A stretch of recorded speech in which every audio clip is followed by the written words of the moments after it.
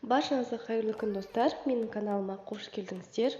Бүгін мен сіздерге осындай жеміс салатының жасалу жолын көрсететін боламын.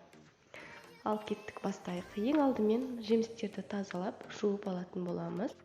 Видеода көріп тұрғандарыңыздай алманы 4 бұрышты қылып турап аламыз, және де осылай барлық жемістерді осылай турап шығатын боламыз. Бұл салаттың ерекшелігі дәруменге бай салат, және де балаларыңызға жасап берсеңіздер болады. Өте пайдалы салат болып табылады. Достар, видеоны соңына дейін қарап, лайк, комментарий қалдыруды ұмытпаңыздар.